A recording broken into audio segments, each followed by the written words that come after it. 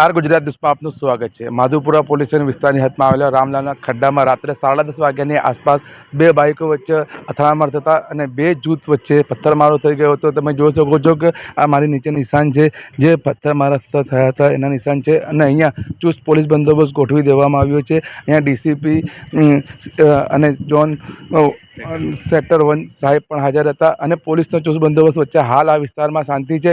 જે બે લોકો ઇજાગ્રસ્ત થયા હતા એ લોકોની સારવાર ચાલી છે અને અમે એક અપીલ કરવા માંગીશ કે અમદાવાદ શહેરમાં હાલ પૂરતી શાંતિ છે, પણ કોઈ પણ માણસો ખોટી સોશિયલ મીડિયામાં અફવાઓ ફેલાવી નહીં, કેમ કે પોલીસ હાલ આ વિસ્તારમાં પેટ્રોલિંગ કરી રહી છે। તમે જોઈ શકો છો પોલીસના જવાનો આ વિસ્તારમાં પેટ્રોલિંગ કરી રહ્યા છે।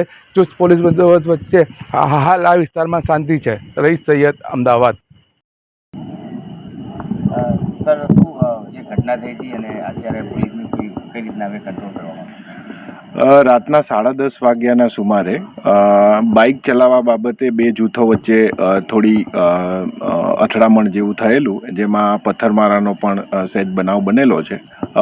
અત્યારે પરિસ્થિતિ બિલકુલ શાંતિપૂર્ણ છે। પોલીસે તાત્કાલિક એક્શન લેતા જગ્યા ઉપર જઈ અને બંને જે જૂથો છે એમને અલગ કરેલ છે અને હાલ જે બે જણાને ઈજા થયેલી છે સામાન્ય ઈજા છે અને એ હાલ હોસ્પિટલાઇઝ છે અને પોલીસ અત્યારે કાયદેસરની કાર્યવાહી કરી જે લોકોએ આ જે તોફાન કરેલ છે એ લોકોના નામ મેળવી અને ગુનો દાખલ કરવાની અત્યારે પ્રોસિજર ચાલી રહી છે।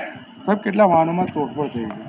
હજી અમે પણ તમારી સાથે જ અહીંયા છીએ, એટલે સમગ્ર પરિસ્થિતિનો ચિતાર અમે મેળવી રહ્યા છીએ અને જેટલા આમાં કલ્પ્રિટ છે એ લોકોને પકડવા અને ગુનો દાખલ કરવાની તજવીજ ચાલુ છે।